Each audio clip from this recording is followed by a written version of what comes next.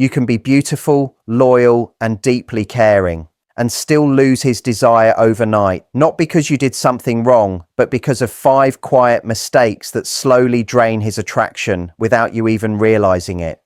If you've ever felt him pull away for no clear reason, stay with me, because by the end, you'll understand exactly what changed and how to make his desire return naturally without games or pretending to be someone else. Here's the truth. Desire isn't built on looks or effort, it's built on emotional energy. Men feel drawn to women who make them feel alive, not trapped. But when a woman starts over-explaining every emotion or trying to prove her worth through effort, it flips an invisible switch in his mind. He doesn't see her as less valuable, he just feels less inspired.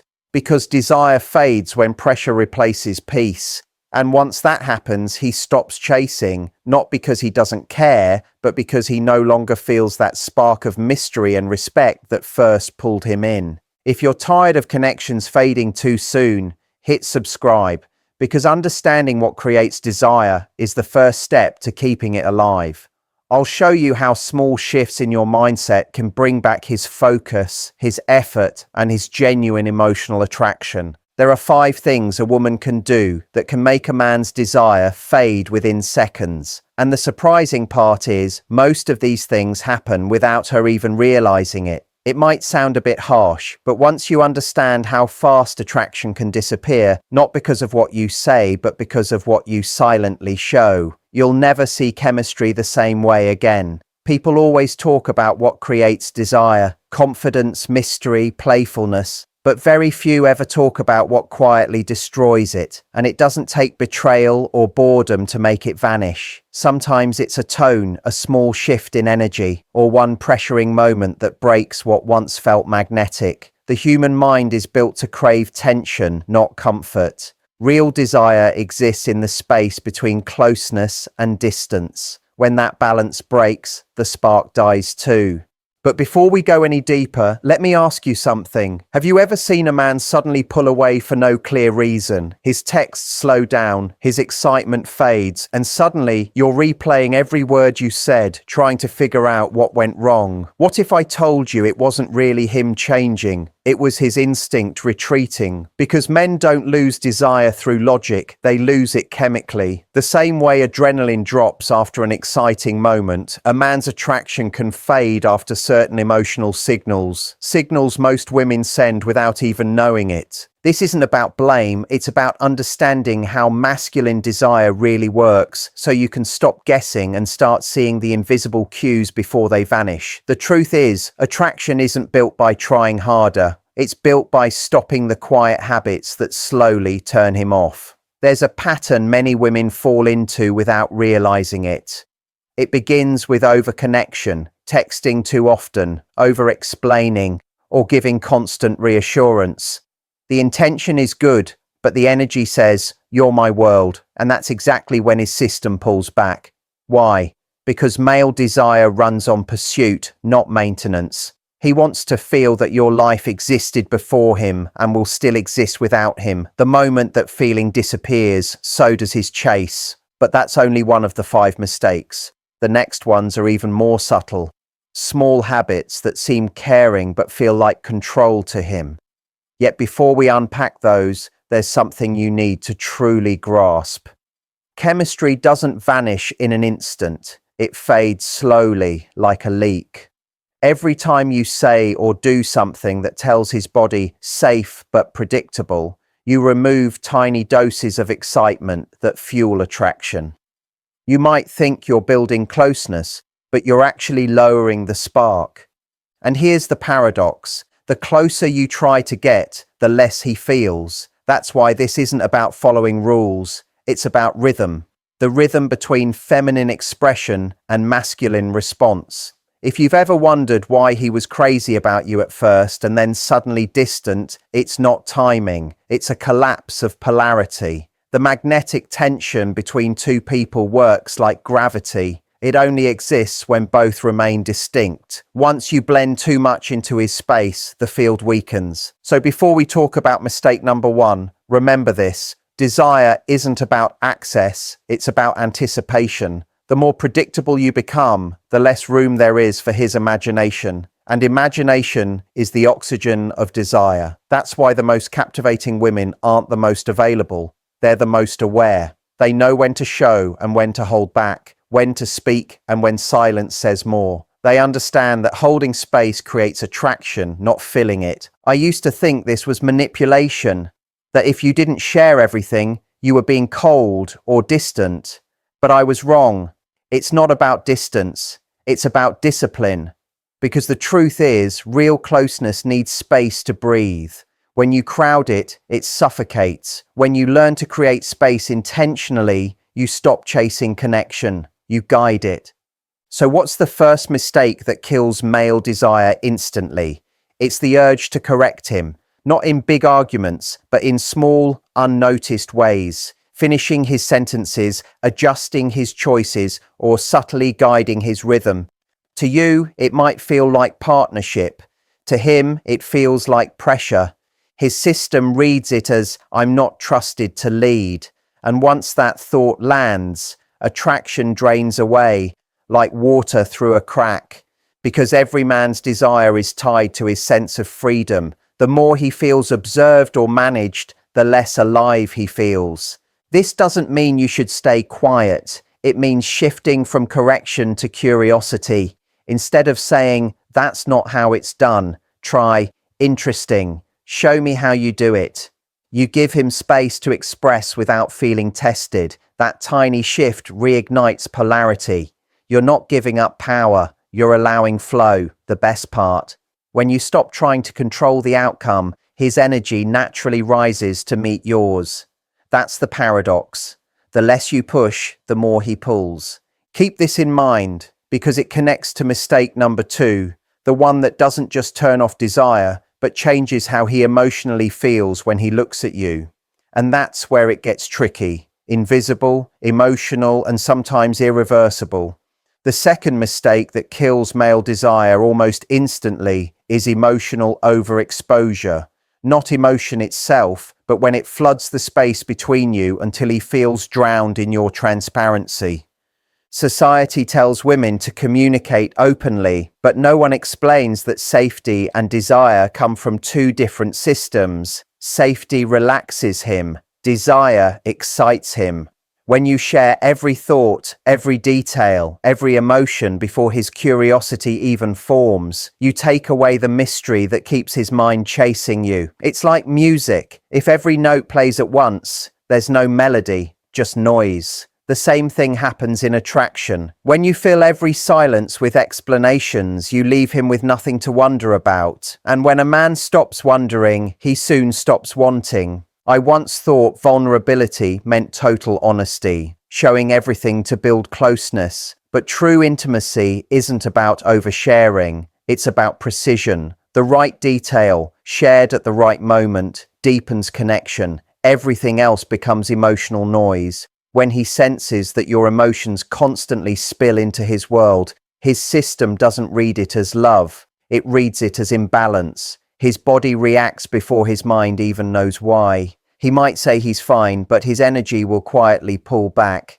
Desire depends on polarity, your emotional flow moving toward him while his energy stabilizes around it. When that flow turns into a flood, the polarity short circuits. Suddenly, he doesn't feel drawn, he feels drained. That's when he begins to detach quietly, not because he stopped caring, but because his system is searching for balance. The fix isn't silence, it's calibration. The power isn't in how much you share, but in how you hold what you feel. When you can experience deep emotion without seeking reassurance, you radiate calm confidence. That quiet strength reignites his desire because it tells him, I feel deeply, but I'm steady. It's emotional control disguised as mystery, and that's exactly what keeps him magnetically drawn to you. Then comes mistake number 3, the one most women confuse with strength: emotional competition. It happens quietly, often with good intentions. You match his sarcasm, his confidence, his logic. You think that mirroring his strength will earn his respect, but respect and attraction run on different wires. When you try to meet masculine energy with more masculine energy, the chemistry goes flat. It's like putting two positive charges together. They push each other away. A man doesn't crave reflection, he craves resonance. The feminine energy isn't about being soft or weak, it's about contrast. The energy that pulls him closer is the one that complements his drive, not mirrors it. When he speaks with logic, respond with presence. When he moves fast, slow your rhythm. When he plans, bring a little spontaneity. That's polarity in motion. It's not about roles, it's about rhythm. Many women lose that rhythm because they've been taught that softness means submission. It doesn't. It's a form of strategy. The true power of feminine energy isn't in confrontation, it's in calibration. The art of attraction isn't winning against him, it's making him forget there was ever a battle. When that happens, he doesn't feel controlled or defensive. He feels pulled in. Ironically, the women who appear the strongest and most independent often struggle most with this. They know how to lead, but they've forgotten how to receive. Desire fades when there's nothing left for him to offer. When every plan, every decision, every gesture is taken over, he stops contributing, not out of pride, but because there's no space left for him to add value. His attraction doesn't fade from boredom, it fades from feeling unnecessary. If you want to bring it back, create space for his energy to land. Ask, "What do you think?" Not as a test, but as an opening. When he feels needed again, his body wakes up. Attraction isn't built through constant excitement, it's built through meaning. That's why even a small shift, giving him a task or letting him take the lead, can reignite that spark faster than endless compliments. You're not feeding his ego, you're feeding his instinct. Men are wired to respond to loops of effectiveness. When you give him that loop, his desire grounds itself again. But when you cut it off, his motivation fades. Now, before we go to mistake number 4, there's something important to realize. These aren't just habits you can see. They're micro signals his subconscious picks up long before his mind does. Every tone, every micro expression, every reaction tells him whether to move closer or pull back. The next mistake you're about to hear is the quietest one. It doesn't show in words or actions, it hides in energy. And once it shows, desire doesn't just fade, it disappears completely.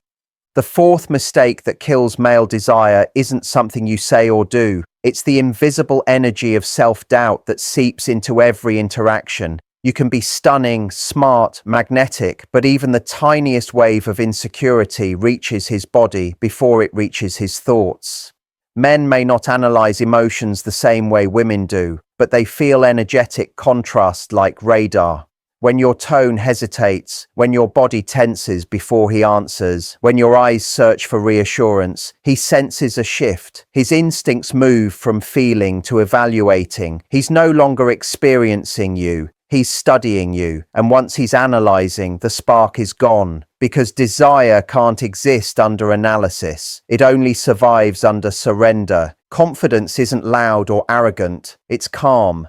It's the quiet in your voice that says, "I don't need to be chosen to know my worth." That's what keeps his attention locked without effort. Insecurity, on the other hand, sends invisible pressure. It silently asks him to prove, to reassure, to fix.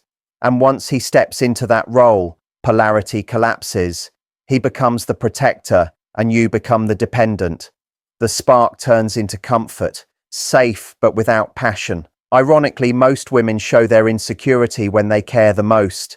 They overthink texts, read too much into silence, and overcompensate with effort.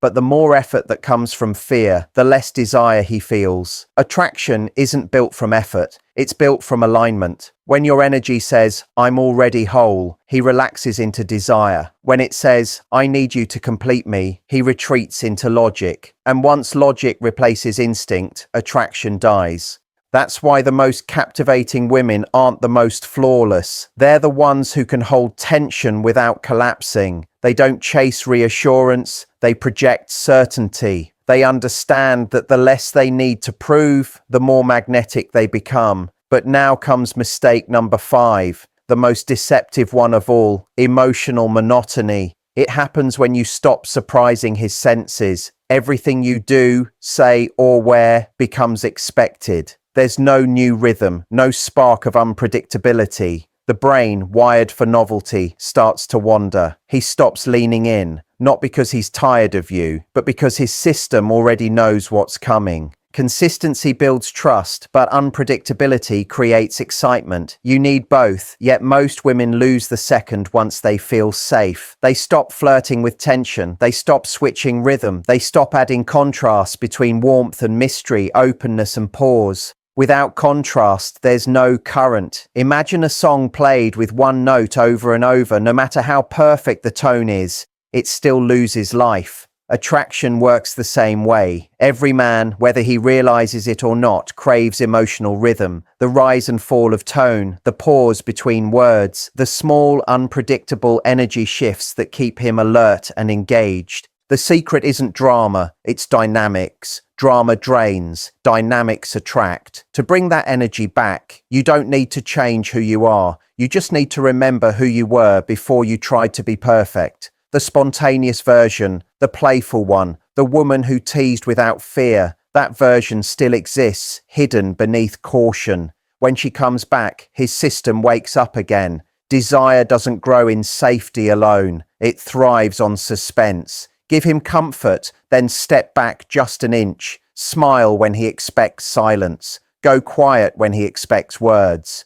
The smallest change in pattern resets his focus. This is how you revive his curiosity without manipulation. You're not confusing him. You're reawakening his instinct to explore you. Because in the end, attraction isn't about constant attention. It's about ongoing discovery. Now that you know all 5 mistakes, correction, overexposure, emotional competition, self-doubt, and monotony, you can start to notice these patterns in real time. You'll see how each one drains a different part of his system, his leadership, his curiosity, his polarity, his instinct, his excitement. Fix those, and you'll never have to chase connection again. It will start chasing you. But before you move to the final part, there's one last truth to understand. Knowing the mistakes isn't enough. You have to master the rhythm that keeps them from coming back. And that rhythm doesn't come from control. It comes from presence. The same idea that makes a touch unforgettable can also make your energy unforgettable.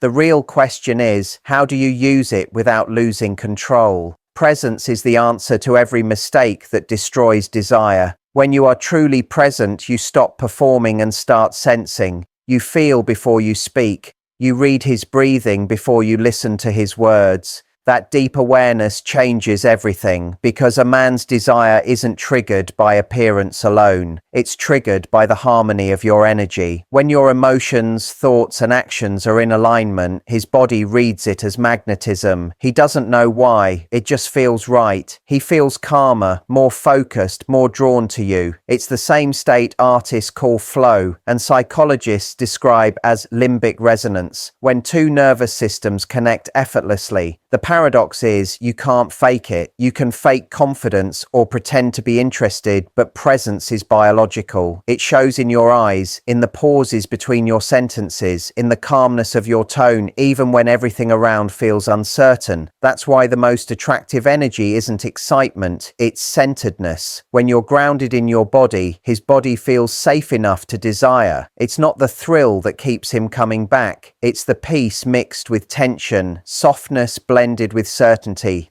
That's the emotional version of the back of his neck, the lower back, and that invisible space between his mind and body. The same 3 zones from the viral script you studied. You're not touching him physically, but you're touching his awareness, his sense of safety, his synchronization. The secret lies in reversing the process inward. Touch your own awareness first. Notice how your breath changes when he's near. Notice how your shoulders respond in silence. Every tiny adjustment you make to your energy creates a ripple in his. That's influence without words, attraction without effort. The goal isn't to control him, but to regulate yourself so deeply that his system unconsciously aligns with yours. When you exhale slowly, he does too. When you stay still, his rhythm calms down. That's real chemistry, the invisible kind. It's what keeps his attention even when you're not trying. But here's the catch. Once women realize this power, many start using it as a tactic, and that's when the magic fades. The moment you chase a reaction, you lose the resonance. The moment you use stillness to manipulate instead of connect, it turns empty. True presence isn't a performance, it's surrender. You stop trying to impress, you stop predicting what comes next, and you simply exist in the moment you're in. That's what makes him addicted, not to you, but to how he feels when he's around you.